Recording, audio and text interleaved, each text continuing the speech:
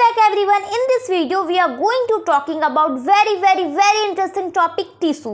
और मैं ये श्योर करूंगी कि आपका ये जो टॉपिक है वो बहुत अच्छे से बहुत मस्ती में कंप्लीट हो जाएगा। क्या हुआ, हंसी आ रही है? ये इंटरेस्टिंग कहाँ से है? हाँ, आप लोगों को लगता होगा कि ये जो हमारा टॉपिक है टिश्यू, ये इंटरेस्टिंग कहाँ से मैम बोल रही हैं, इसमें पता नहीं किस किस की माँ के बारे में पढ़ना है, पैरेन्काइमा, क्लोरेन्काइमा, स्क्लेरेन्काइमा, इतना बोरिंग को मैम इंटरेस्टिंग कैसे कह रही हैं। तो आप देख लो कि हाँ, ये चैप्टर इंपॉर्टेंट तो है बट इंटरेस्टिंग नहीं लगता है। क्यों? क्योंकि आप लोग बुक पढ़ रहे हो। तो आप देखो कि आपका स्वागत है हमारे चैनल पे, और मैं आज इस टॉपिक को आपको इतने अच्छे से पढ़ाऊंगी ना कि आपको इतना मजा आएगा और आपको सच में ये टॉपिक इंटरेस्टिंग लगेगा। सो आप एकदम पेशेंस के साथ पढ़ो, बिना किसी डाउट के आपका ये सारा टॉपिक कंप्लीट हो जाने वाला है, आई प्रॉमिस यू। तो स्टार्ट करें, चलो। तो हमने लास्ट में क्या पढ़ा था? सेल के बारे में पढ़ा था, 9th में, है ना, फर्स्ट चैप्टर।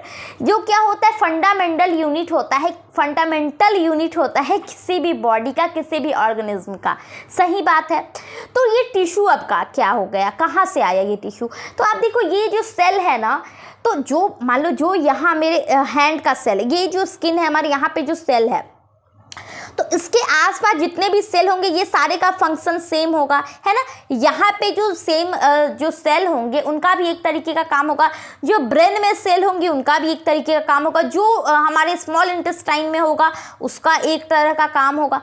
तो मतलब क्या है कि एक ऐसा ग्रुप सेल का जो एक तरीके का ही काम करता है, एक ही तरीके से फंक्शन करता है, उसको ही हम टिश्यू कहते हैं। क्लियर? अब बोलोगे मैम ये कौन सा आपने डेफिनेशन दे दिया, हमारे बुक में ऐसा नहीं लिखा हुआ है। तो बुक तो है ना आपके पास, नोट्स भी आपने स्कूल में लिखा होगा या फिर बहुत सारे साइट पे आपको नोट्स अवेलेबल है। तो हम इसमें क्या करेंगे ना कि नोट्स पे और बुक से सबसे अलग होके बिल्कुल स्टोरी की तरह समझेंगे। नोट्स आपके पास से समझ लोगे ना तो याद करना इजी हो जाएगा। तो देखो, सबसे पहले हम बात करते हैं हमारी जो बॉडी है वो किस चीज़ से बनी हुई है। तो बोलोगे सेल से, तो हाँ सेल से तो है, बट एक एक करके जाओ ना अंदर। सेल से बनी हुई मतलब बॉडी जो है वो किससे बनी हुई है, तो वो ऑर्गन सिस्टम से बनी हुई है। जैसे डाइजेस्टिव सिस्टम हो गया, एक्सक्रिएटरी सिस्टम हो गया, रेस्पिरेटरी सिस्टम हो गया, रिप्रोडक्टिव सिस्टम हो गया, यानी अलग अलग तरह का सिस्टम है जिससे हमारा एक ऑर्गेनिज्म, एक बॉडी तैयार होता है, एक बॉडी बनता है। तो ये जो सिस्टम है, तो बॉडी को हमने कितने भागों में तोड़ा, मतलब कौन से भागों में तोड़ दिया, तो उसको सिस्टम में तोड़ दिया। अब ऑर्गन सिस्टम को भी हम तोड़ सकते हैं, हाँ बिल्कुल तोड़ सकते हैं, क्योंकि ऑर्गन सिस्टम किससे बना होता है, तो अलग अलग ऑर्गन से मिलके बना होता है। जैसे अगर हम बात करें डाइजेस्टिव सिस्टम की, तो उसमें हमारा क्या आ जाता है, माउथ आ जाता है, तेथ, टंग, फिर अंदर जाते हैं, उसके बाद क्या आ जाता है, जो कैनल है, फिर स्मॉल इंटेस्टाइन, लार्ज इंटेस्टाइन, फिर से लीवर, फिर से पेनक्रियाज, बहुत सारी चीज़ इसमें आ रही है। तो अलग अलग ऑर्गन से मिलके बना हुआ है, तो ऑर्गन में तोड़ दिया। अब ऑर्गन को तोड़ते हैं, तो ऑर्गन को अलग करेंगे तो ये क्या बनेगा, टिश्यू बनेगा। यानी बहुत सारे टिश्यू को जब हम मिलाते हैं तो वो ऑर्गन बनता है। और टिश्यू किस चीज़ से बना हुआ है, तो वो बना हुआ है सेल से। तो आपने ये पढ़ा कि किस तरीके से स्टेप बाय स्टेप अगर हम बॉडी को डिवाइड करते जाए तो वो किस चीज़ से बना हुआ है। तो सबसे पहले सेल को मिलाकर टिश्यू को मिलाकर ऑर्गन को मिलाकर organ system, and organ system को मिलाकर कोई ऑर्गेनिज्म तैयार होता है, कोई बॉडी तैयार होता है। तो सेम जैसे प्लांट में होगा वैसे ही एनिमल में होगा, क्योंकि हमने पढ़ा था, देखो धरती पे दो ही चीज़ लिविंग है, एक है प्लांट्स और दूसरा है कौन, एनिमल। एनिमल में ही हम लोग भी एनिमल में ही आते हैं, एक तरीके के जानवर ही हैं हम लोग, ठीक है। तो एनिमल और प्लांट दो तरीके का हो गया। तो आप देखो कि दोनों में क्या क्या अंतर होता है। पहले टिश्यू में अंतर देखो, जैसे एनिमल में आपने देखा होगा कि हम लोगों के बढ़ने का एक उम्र होता है। जैसे इंसान क्या होता है, 12 से लेके मतलब 12, 13, 14, मतलब जब से जन्म होता है उसमें ग्रोथ होते रहता है। 20-21 के बाद ग्रोथ होना बंद हो जाता है, उसके बाद आपका कुछ ग्रोथ नहीं करेगा सिवाय हेयर और नेल्स के, ठीक है। तो बाकी पूरे बॉडी का ग्रोथ रुक जाता है। वहीं आप देखोगे सारे जानवरों का होता है एनिमल्स के साथ, लेकिन प्लांट्स के साथ ऐसा नहीं होता, ये तो बढ़ते ही जाते हैं, मतलब जितना दिन छोड़ दो उतना लंबा हो जाएगा। तो इसमें क्या होता है कि जो बढ़ने का ग्रोथ होता है प्लांट में वो फिक्स नहीं होता है, बट एनिमल में क्या होता है, फिक्स होता है। तो सबसे पहले तो यही अंतर है। दूसरा क्या है कि जो वृद्धि होता है प्लांट में, जो ग्रोथ होता है वो जो होता है वो कुछ एक पार्ट में होता है। जैसे आपने देखा होगा अगर कोई पेड़ बढ़ रहा है तो उसका जो मेन स्टीम होता है ना, मेन जो तना होता है वो सेम रहता है, बट इसकी जो पतली पतली शाखाएं होती है, जो पत्तियां होती है, जो फ्लावर्स होते हैं, जो फ्रूट्स होते हैं, वो बढ़ते ही जाते हैं। मतलब क्या कि इसका कोई जो एक ऐसा ऑर्गन है जो फिक्स हो जाता है, एक टाइम के बाद बढ़ने के बाद रुक जाता है, बट बहुत सारे ऐसे पार्ट होते हैं जो बढ़ते ही जाते हैं, तो इसमें अलग अलग टाइप का है। लेकिन वहीं आप एनिमल्स में देखोगे तो इसके सारे बॉडी पार्ट्स ही ग्रोथ करते हैं। यानी अब मान लो इतना छोटा बच्चा है तो 20 साल के बाद उसका नाक बड़ा हो जाएगा और बॉडी बड़ा नहीं होगा, ऐसा होगा नहीं होगा। या फिर सब कुछ बड़ा हो जाएगा, हार्ट उतना ही छोटा रहेगा, ये भी पॉसिबल नहीं है। मतलब क्या कि हमारा सब कुछ साथ साथ ही बढ़ते रहता है, पैर, हाथ, नाक, मुंह, कान, दो चीज़ नहीं बढ़ती है तो वो एक है आँख। हमारा साइज जितना हम बर्थ के टाइम रहता है ना उतना ही फिक्स रहता है। दो चीज़ नहीं, एक ही चीज़ ना, आँख मतलब दो आंखें, सो मैंने बोला, तो ये फिक्स रहता है, बाकी सब कुछ ही बढ़ते रहता है, ठीक है। और एक चीज़ ऐसी है हमारे बॉडी में जो हमेशा ही बढ़ते रहती है, मतलब कि उसका कोई एज फिक्स नहीं होता, आप जब तक जिंदा रहोगे तब तक बढ़ते जाएगा, और वो होता है नोज़। आपके नोज़ का साइज फिक्स नहीं होता, ये दिन पे दिन बढ़ते जाएगा, ठीक है। अब इतना नहीं कि हाथी की तरह सूंड हो जाएगा, बट बढ़ते जाता है, ठीक है। तो ये चीज़ हो गया। दूसरी क्या होती है, तो यही सब चीज़ है। अब जैसे देखो कि एनिमल में एक क्या होता है, फंक्शन के लिए पार्टिकुलर पार्ट होते हैं, जैसे डाइजेस्टिव के लिए अलग चीज़ है ना, पढ़ा हमने, सिस्टम्स होते हैं, बट प्लांट में ये एब्सेंट होता है। प्लांट में सिस्टम के रूप में काम नहीं होता है, इसमें बस ऐसे ही रहता है, ठीक है। जब काम, जैसे देखो हमारे यहाँ क्या है कि देखने के लिए अलग है, ठीक है, हमारे पास है ना सेंस ऑर्गन, सुनने के लिए अलग है, बोलने के लिए अलग है, सोचने के लिए अलग है, सोचने के बाद जो हमने सोचा उसकी एक्टिविटी करने के लिए अलग है, कैच करने के लिए अलग है, किसी को खींचने के लिए, मतलब सबके लिए पार्ट बना हुआ है।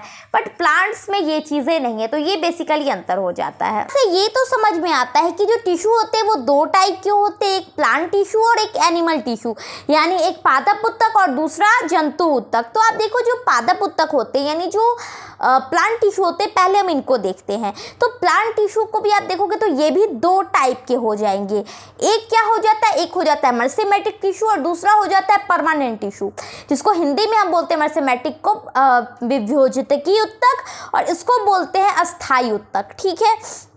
अब आप एक चीज़ यहाँ पर देखो इंपॉर्टेंट हो जाता है कि जो मर्सेमेटिक टिश्यू होता है इसको हिंदी में क्या बोलते हैं, विभोजितकी उत्तक बोलते हैं, यानी जिसमें डिवीज़न हो रहा है ना। तो डिवीज़न मतलब क्या हो रहा है, डिवीज़न क्यों होता है, किसी भी चीज़ को बढ़ाने के लिए डिवीज़न क्या होता है, जैसे दो है सेल, वहाँ पे डिवीज़न होकर तीसरा सेल बनता है, यानी वो ग्रोथ में काम करता है। तो जो मर्सेमेटिक टिश्यू होता है वो ग्रोथ में ही काम करता है, ठीक है। वो लंबाई बढ़ाने में, चौड़ाई बढ़ाने में, यानी बेसिकली उसमें ग्रोथ करने में मर्सेमेटिक काम आता है। और जहाँ पर ग्रोथ रुक गया, जैसे एक टाइम आता है ना जहाँ पर जाके ग्रोथ रुक जाता है, तब वो क्या हो जाता है, परमानेंट टिश्यू बन जाता है। तो ये आपने बेसिकली दोनों में अंतर देख लिया। अब मर्सेमेटिक टिश्यू को भी हम लोग तीन भागों में बांटते हैं। पहला एपिकल, जिसको हम लोग शीर्षस्थ विभोजितकी उत्तक कहते हैं, दूसरा लैटरल, जिसको हम लोग पार्श्व विभोजितकी उत्तक कहते हैं, और तीसरा हो जाता है इंटरकैलोरी, जिसको हम लोग बोलते हैं अंतर्वेशी विभोजितकी उत्तक।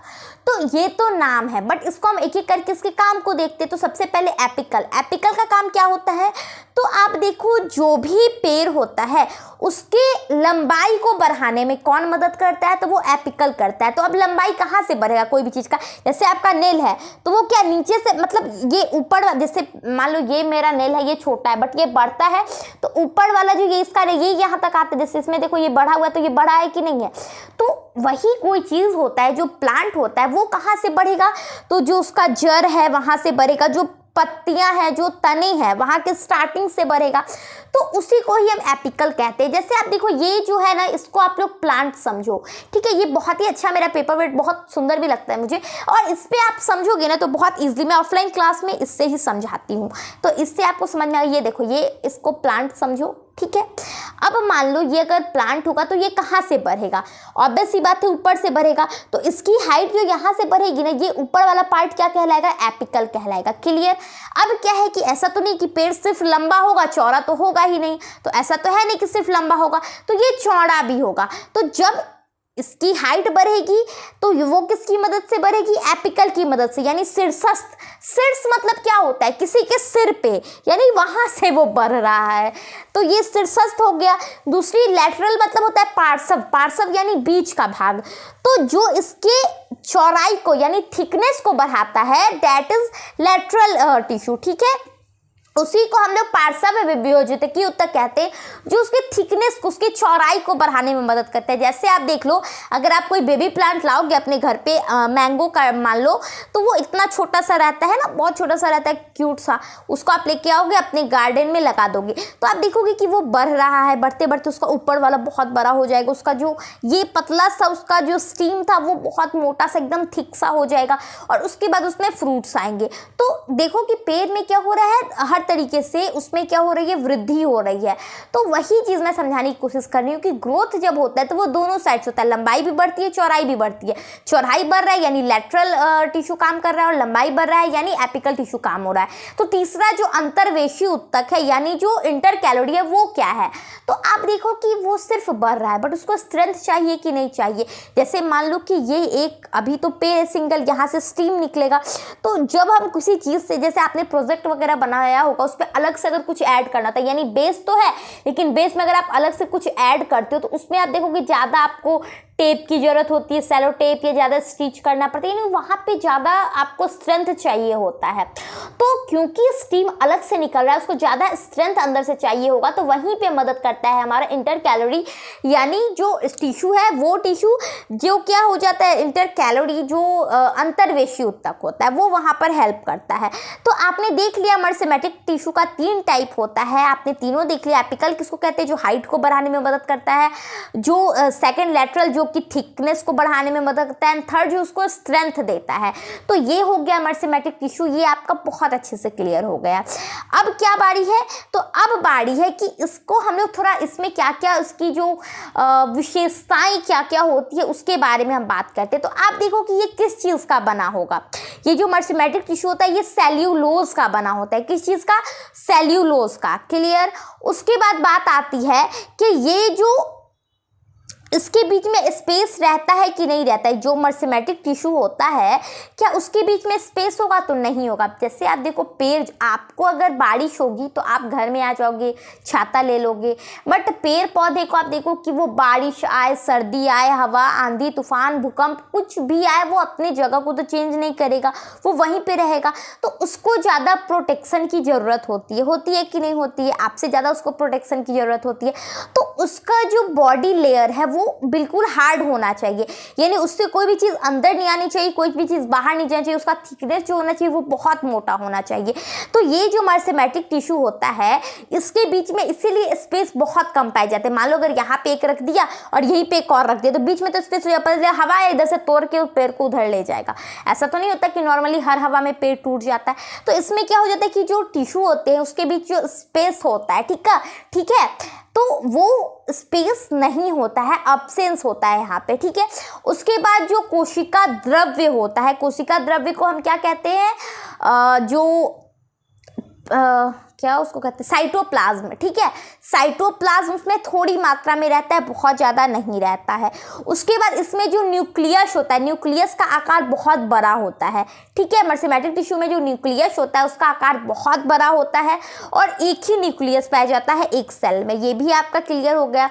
और थर्ड में इसमें क्या होता है कि देखो, इसको फूड को क्या करोगे, ये स्टोर करने का, ये इसमें कोई काम है यहाँ पे, फूड स्टोर करने का कोई भी काम होगा यहाँ पे, नहीं होगा, इसको ज़रूरत ही नहीं है भाई साहब, ये फूड स्टोर करके क्या करेगा, तो ये भी यहाँ पे अब्सेंट रहता है। तो ये हो गया मर्सेमेटिक टिश्यू की जो क्वालिटी, जो विशेषता होती है, वो कैरेक्टरिस्टिक आप समझ लो कि ये हो गया।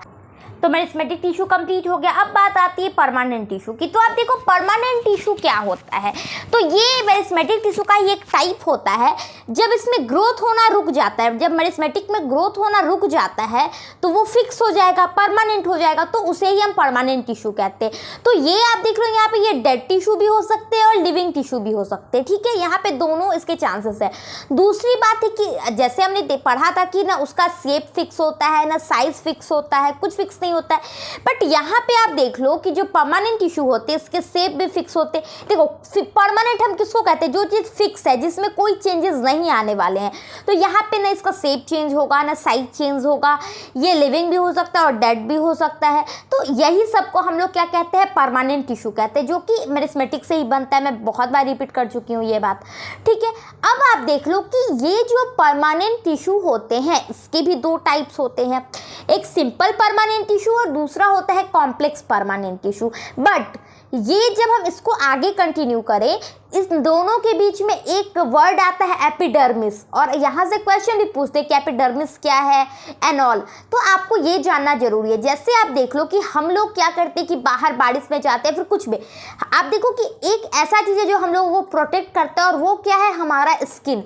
जैसे पूरा बॉडी में सारा स्ट्रक्चर सब कुछ ठीक है, सब फंक्शन है, बट भगवान जी ने क्या कि जैसे आप कोई गिफ्ट लेते हो, तो गिफ्ट तो आपने ले लिया, उसको बॉक्स एक देते हैं, बॉक्सिंग भी आपने उसका कर दिया, बट फिर भी आप उसको क्या करते हो, रैप करते हो एक रैपिंग पेपर से। क्यों? क्योंकि उसको प्रोटेक्ट लगे, ज़्यादा अच्छा लगे इसके लिए। तो सेम वैसे ही जब भगवान जी बना रहे थे पेड़ पौधे को, तो उन्होंने सोचा कि इसको तो दिन भर बारिश में रहना है, ये छाता भी नहीं ले सकता, ऐसा थोड़ी पेड़ बारिश आएगा तो छाता खोल लेगा, नहीं होगा ना, घर में दौड़ते भाग आएगा, कुछ नहीं करेगा, तो उसको प्रोटेक्शन की ज़्यादा ज़रूरत पड़ेगी। तो ऐसे में भगवान जी ने क्या किया, उसको एक लेयर दिया, आउटर लेयर, जिसे हम एपिडर्मिस कहते हैं। ये स्किन की तरह ही आप समझ लो, उससे एक क्यूटिकल जेल निकलता है। जेल का काम क्या होता है, जैसे आप लिप बाम लगाते हो, क्या काम होता है कि आपके लिप को सॉफ्ट रखना, प्रोटेक्ट करना, बेसिकली आप स्किन पे मॉइस्चराइजर लगाते हो। तो सेम वैसे ही जो क्यूटिकल जेल जो है वो एपिडर्मिस यानी पूरा जो पेड़ का आउटर लेयर है, जैसे इसका पूरा सबसे ऊपर का जो लेयर है उसको प्रोटेक्ट करता था कि बहुत ज़्यादा सूरज की किरणें आए तो वो बच जाए, बहुत कम अगर किरणें आए फिर भी बच जाए, हवा बहुत तेज चले फिर भी बच जाए, बारिश है, मतलब कुछ भी हो, ये पेड़ को बचाने का काम करता है। ठीक है, अब देखो कि अब आप बोलोगे कि इसको तो पैक कर दिया बहुत अच्छे से, तो अब ऐसे में तो कोई अंदर की चीज़ें बाहर नहीं आएंगी, बाहर की चीज़ें अंदर नहीं आएंगी, तो फोटोसिंथेसिस कैसे होगा? क्योंकि श्वास लेने के लिए तो पेड़ पौधे को भी ऑक्सीजन चाहिए, हमें भी उससे कार्बन डाइऑक्साइड चाहिए, और हमें भी उससे क्या चाहिए, ऑक्सीजन चाहिए। और अगर कोई चीज़ अंदर बाहर ही नहीं आएगा तब तो दिक्कत हो जाएगा। तो फिर क्या किया, इसमें भगवान जी ने खिड़की बना दिया पूरे में, या फिर गेट, छोटे छोटे गेट आप समझ लो, क्योंकि उनके लिए तो गेट ही है, और उसी गेट को हम कहते हैं स्टोमाटा। तो आपको ये तो पता है कि स्टोमाटा होता है, बट आपको ये नहीं पता था कि वो एपिडर्मिस में होता है ना। तो देखो स्टोमाटा में हमने देखा था कि गार्ड सेल होते हैं। गार्ड का काम क्या होता है, जैसे गार्ड का काम होता है कि कौन चीज़ अंदर आ रही है उसको देखे और कौन चीज़ बाहर जा रही है इसको देखे। तो सेम वैसे ही जो स्टोमाटा के सेल गार्ड होते हैं उसका वही काम होता है, जो CO2 O2 को बाहर आने जाने से रोकते हैं। या फिर जैसे देखो, अगर पेड़ पौधे क्या करते हैं कि अपनी जड़ों से फोटोसिंथेसिस करते वक्त हमने पढ़ा था ना कि वो वाटर को लेते हैं, तो जब वो वाटर एब्जॉर्ब करते हैं तो कई बार एक्स्ट्रा वाटर वो एब्जॉर्ब कर लेते हैं। तो ऐसे में उस एक्स्ट्रा वाटर को बाहर से वो उसी स्टोमाटा से वो बाहर भी रिलीज कर देते हैं। तो देखा, दो काम होता है, एक पानी को बाहर निकालना, जो एक्स्ट्रा पानी आ जाता है उसको हम लोग वाष्पोत्सर्जन कहते हैं हिंदी में। ठीक है, एक्सक्रिएशन का ही एक टाइप होता है। और दूसरा क्या है कि वो CO2 और O2 को ट्रांसपोर्टेशन का काम करता है। स्टोमाटा एक तरीके के गेट का काम करता है। तो ये तो हमने देख लिया। अब बारी आती है कि क्या है परमानेंट टिश्यू के दो टाइप्स, यानी सिंपल परमानेंट क्या है और कॉम्प्लेक्स परमानेंट क्या है। तो अब देखो, सिंपल परमानेंट टिश्यू, सिंपल कोई चीज़ को कैसे कहेंगे, जब कोई एक चीज़ रहती है तो हम कहते हैं सिंपल है।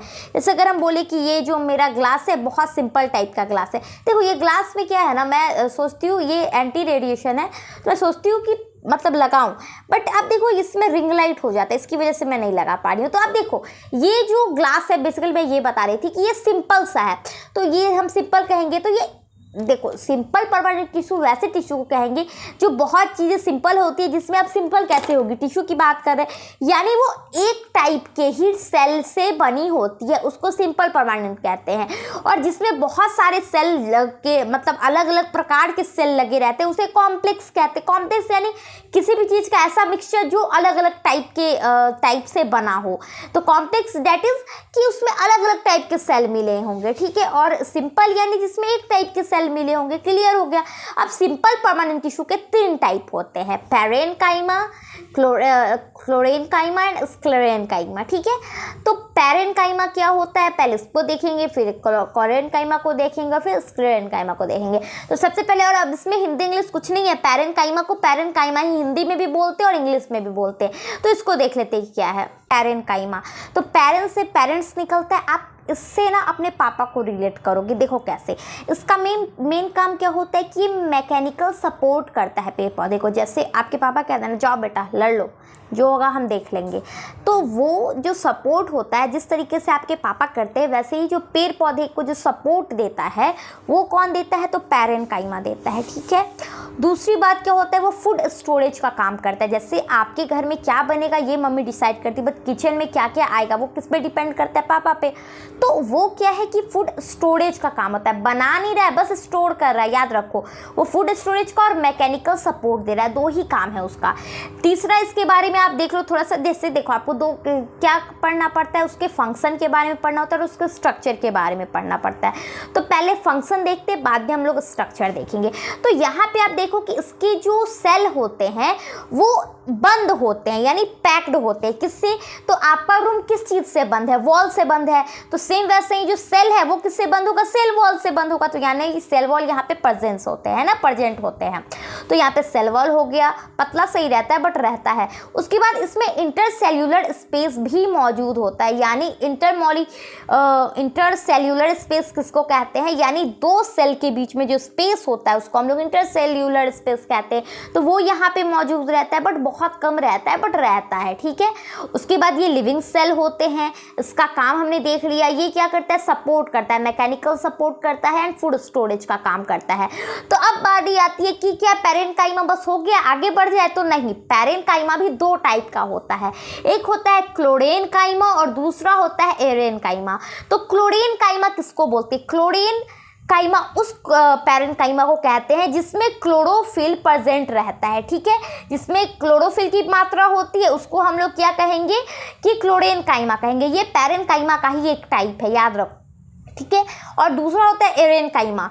आप देख लो बहुत सारे ऐसे एक्वेटिक प्लांट्स होते हैं जिनको क्या करना होता है कि जैसे कमल का फूल, ठीक है, वो आप देखोगे पानी में खिलता है। बहुत सारे वाटर लिली आते हैं जो कि पानी में फ्लोट करते हैं ऊपर ऊपर, ठीक है। तो यहाँ पे क्या है, नहीं अभी नहीं बोलूँगी, रहने दो। तो यहाँ पे क्या होता है ना कि उसको तैरने में, अब तैरना कि थोड़ा सा स्पंजी सा उसको कुछ चाहिए होता है। तो एरेन्काइमा उसे ही कहते हैं जो थोड़ा सा स्पंजी सा उसको क्या कहते हैं, मतलब स्ट्रक्चर देता है जिसको पानी में ऊपर तैरने में हेल्प करता है। तो हमने पैरेन्काइमा का टाइप्स देख लिया। अरे लेकिन उसके स्ट्रक्चर को तो बताया ही नहीं। तो इसका जो स्ट्रक्चर होता है वो राउंड हो सकता है, ओवल हो सकता है, लंबा हो सकता है, कुछ भी हो सकता है, ठीक है। बट आप देखो बेसिकली आपको स्क्रीन पे साइड में पिक्चर दिख रहा होगा, आपकी जो बुक है एनसीईआरटी उसमें भी पिक्चर है। तो आप उसको देखो और पिक्चर को समझो कि किस तरीके, जैसे आप कंपेयर ना करोगे। जैसे अगर हम बताएं कि इंटरसेल्यूलर स्पेस इसमें ज़्यादा होता है उसमें कम होता है, तो कैसे पता चलेगा? जब तक आप दोनों को देखोगे नहीं, तस्वीरें दोनों में कंपेरिजन नहीं करोगे, फिर कैसे पता चलेगा? तो कंपेरिजन तो करना होगा। कंपेरिजन करने के लिए आपको देखना पड़ेगा। तो पिक्चर लेकर बैठो, ठीक है। मतलब पिक्चर लेकर नहीं बैठो, बुक लेकर बैठो, ठीक है। तो अब आप देखो कि बारी किसकी थी? कोलेनकाइमा की। अब देखो यहाँ पे थोड़ा सा वर्ड में आप देखो, ये है कोलेनकाइमा जो कि पैरेन्काइमा के बाद आता है। वहीं अगर हमने पैरेन्काइमा का देखा था तो 2 टाइप था, एक क्लोरेन्काइमा, एक एरेन्काइमा। तो क्लोरीन और कोलेन में मिक्स नहीं कर देना है दोनों को। क्लोरीन क्लोरोफिल से है रिलेटेड और कोलेनकाइमा पैरेन्काइमा के बाद आता है, ठीक है। जैसे आपने पैरेन्काइमा को पापा से रिलेट किया था, वैसे ही कोलेनकाइमा को मम्मी से रिलेट कर दो। मम्मी का काम क्या होता है? खाना बनाना। सेम वैसे ही कोलेनकाइमा का क्या काम होता है? जो फोटोसिंथेसिस होता है वो खाना बनाया जाता है, उसका काम यही करता है। अब पेड़ पौधे खाना क्या बनाते हैं? तो वो तो बनाते हैं जो क्या कहते हैं, कार्बोहाइड्रेट। तो वो जो सुक्रोज होता है उसको बनाने में, यानी जो स्टार्च होता है उसको बनाने में हेल्प करता है क्लोरेनकाइमा, ठीक है। और जब ये बना लेता है तो उसको स्टोर पैरेन्काइमा करता है। खैर, दूसरी बात क्या है? ये स्ट्रेंथ देता है। आखिर आपको सही बात है, स्ट्रेंथ तो मम्मी भी देती है, पापा भी देते, तो ये स्ट्रेंथ दोनों ही देते हैं। बट मम्मी वाले में क्या होता है? फ्लेक्सिबिलिटी ज़्यादा होती है, यानी मम्मी आपको पीटती भी है फिर प्यार भी करती है। पापा अगर पीट दिए तो उस वक्त प्यार नहीं करेंगे, अगर प्यार करें तो उस वक्त पीटेंगे नहीं। बट मम्मी का क्या होता है? मारते मारते, मतलब खेलते खेलते आपको पीट भी देंगी, फिर पीटते पीटते प्यार भी करने लगेंगी। तो यहाँ पे क्या होता है कि फ्लेक्सिबिलिटी मम्मी में ज़्यादा होती है। सेम वैसे ही क्लोरेनकाइमा में फ्लेक्सिबिलिटी ज़्यादा होती है। आप जैसे देखोगे जो पेड़ होता है, आपने आम के पत्तों का कुछ बनाया है, तोरण वगैरह दीपावली में ये सब बनता है, ठीक है। तो आप देखोगे जब आम, या फिर छोड़ो ना, कोई भी पूजा में अगर आप फूल तोड़ते हो, फूल आसानी से टूट जाता है। अगर पेड़ उखाड़ते हो, पेड़ भी आसानी से उखड़ जाता है। बट आप देखोगे जो लीफ होता है, लीफ के बाद इतना छोटा सा जो निकला रहता है उसका, ठीक है, पूंछ, तो उसको खींचोगे ना तो वो जल्दी नहीं टूटता है, तो डेट इज क्लोरेनकाइमा। क्यों नहीं टूटता है? तो वहाँ पे क्या होता है कि सेल्यूलोज की मात्रा ज़्यादा होती है और वो कॉर्नर उसका बहुत ज़्यादा, मतलब वो एक तरीके के थिक उसको बनाता है, मोटा बनाता है, ताकि वो थोड़ा सा क्या हो ना कि स्टिकी टाइप का हो, ठीक है, उसको खींचा जा सके। इस कारण भगवान जी ने वैसा बनाया कि अब मान लो कि पेड़ है, ठीक है, पत्ता लगा हुआ है, पता चला थोड़ा सा हवा चला पूरा पत्ता टूट के चला गया, तो ये तो दिक्कत हो जाएगा, उसको थोड़ा सा होता है ना, बांधे रखना होता है। तो इसी के लिए क्लोरेनकाइमा यहाँ पे हेल्प करता है।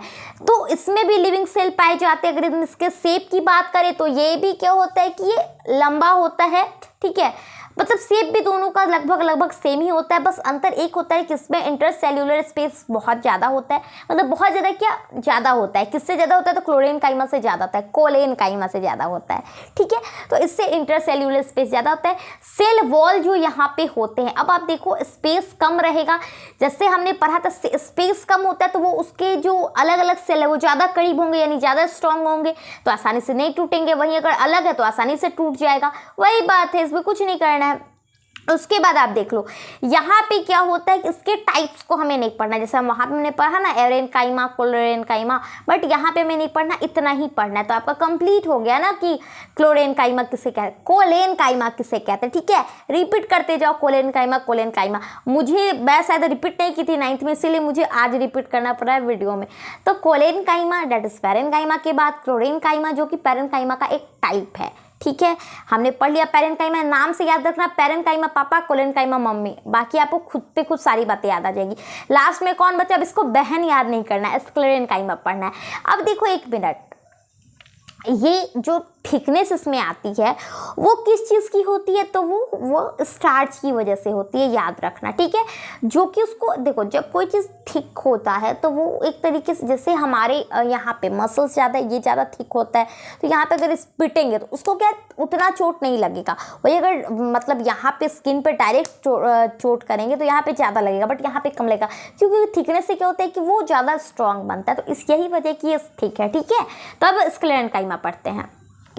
जैसे अभी मैंने मजाक में बोला था कि इसमें क्लोरेनकाइमा में आप अपनी बहन को मत देखना, बट यहाँ पे आप अपने भाई को जरूर देख सकते हो। भाई कितना रूड हार्ड सा होता है, सेम वैसे ही क्लोरेनकाइमा बिल्कुल हार्ड सा होता है, सख्त बनाता है ये सेल को, हालांकि स्ट्रांग होता है और ये आपके लिए अच्छा होता है, ठीक है, पॉजिटिव साइड भी है, बट निगेटिव साइड से आप लोगों को जल्दी याद आता है, मुझे पता है आप लोग कितने नालायक हो। तो यहाँ पे क्या है, जो क्लोरेनकाइमा होता है वो क्या है कि वो हार्डनेस देता है, याद रखना, और यहाँ पे अंतर में कोई भी क्रोमोप्लास्ट या कुछ भी चीज़ें नहीं होती, सब इसमें एब्सेंट रहता है, ठीक है। तो ये आपका क्लियर हो गया यहाँ पे। तो हमने क्या क्या देखा? हमने प्लांट सेल देखा, प्लांट सेल को हमने 2 भागों में बांटा, मर्सिमेटिक कर दिया, उसके बाद क्या था, उसके बाद परमानेंट टिश्यू कर दिया। मर्सिमेटिक को हमने 3 भागों में बांटा, एपिकल, लैटरल, इंटरकैलरी, ठीक है। उसके बाद हमने सिंपल में भी आपने देखा कि हमने क्या करा कि उसको 2 भागों में बांट दिया, सॉरी परमानेंट टिश्यू को भी 2 भागों में बांट दिया, एक हो गया सिंपल, एक हो गया कॉम्प्लेक्स। सिंपल को भी हमने 3 भागों में बांटा, 3 नहीं हम 4 कहेंगे, क्योंकि हमने प्रोटेक्टिव भी तो पढ़ा, एपिडर्मिस वाला पढ़ लिया। उसके बाद हमने उसको देखा कि पैरेनकाइमा क्या होता है, कोलेनकाइमा क्या होता है, क्लोरेनकाइमा क्या होता है। लास्टली हमें पढ़ना है कि जो कॉम्प्लेक्स होते हैं उसके 2 टाइप, यानी जाइलम एंड फ्लोएम के बारे में पढ़ना है। देखो जाइलम फ्लोएम को मैं थोड़ा सा समझाती हूँ। ज से जाइलम एक्स से होता है, हालांकि बोलने के लिए मैं बता रही हूँ, ज से जाइलम और ज से जल। जल मतलब क्या होता है? वाटर। और दूसरी क्या है? फ से फल, फ से फ्लोएम।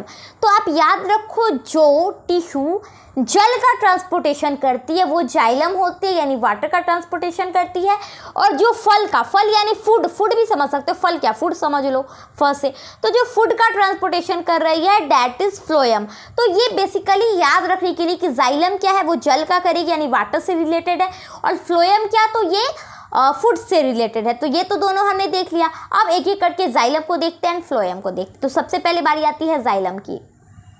तो इसके टाइप्स क्या क्या है? तो आप देखो जाइलम के 4 टाइप्स होते हैं, ठीक है। जाइलम फाइबर, अब इसका काम क्या होता है? तो वो स्ट्रेंथ देने का काम करता है, ठीक है। फाइबर का काम क्या होता है? स्ट्रेंथ देना। सेकंड होता है जाइलम पैरेन्काइमा। तो पैरेन्काइमा का काम क्या होता है कि वो फूड को स्टोर करता है। तो जाइलम पैरेन्काइमा भी क्या करता है, फूड को स्टोर करता है। उसके बाद ट्रैकिड और क्या होता है, वेसल्स आते हैं। तो ट्रैकिड और वेसल्स का काम क्या होता है, जैसे आप देख लो कि जो बेसिकली जाइलम का काम होता है, उसका काम होता है कि वो जल को एब्जॉर्ब करके उसका ट्रांसपोर्टेशन कर रहा है पूरे में। तो ऐसे में उसको क्या करना है, हॉरिजॉन्टली भी करना है और वर्टिकल भी करना है, दोनों में करना है। तो जो ट्रैकिड होता है वो उसको वर्टिकल करने में हेल्प करता है और जो पैरेन्काइमा होता है वो उसको हॉरिजॉन्टली करने में मदद करता है। उसके बाद क्या होता है, उसका जो देख लो जो ट्यूबुलर स्ट्रक्चर होता है, ट्यूबुलर स्ट्रक्चर को वो एक ब्रॉड ट्यूबुलर स्ट्रक्चर होता है और उसमें किसका मदद करता है, तो वो वेसल्स वहाँ पे उसका हेल्प करता है। तो जाइलम को हमने देख लिया, इसमें कुछ नहीं था, ये बेसिकली जल का ट्रांसपोर्टेशन करता है। अब आप एक चीज़ समझो, जैसे जल कहाँ से लेता है, ऐसा तो नहीं कि वो एक गिलास पानी जाकर आप देते हो वो मुँह से पीता है, नहीं पीता है, वो अपने रूट से उसको एब्जॉर्ब करता है वाटर को, राइट। तो अब क्या करेगा, वो जब वाटर को एब्जॉर्ब करेगा तो वो नीचे से ऊपर जाएगा, ठीक है। अब वो नीचे से ऊपर पानी तो ले गया, सबने पानी पी लिया, पेड़ के जितने भी ग्रीन पार्ट्स हैं, मतलब टोटली पार्ट्स, पूरे पेड़ ने पी लिया पानी।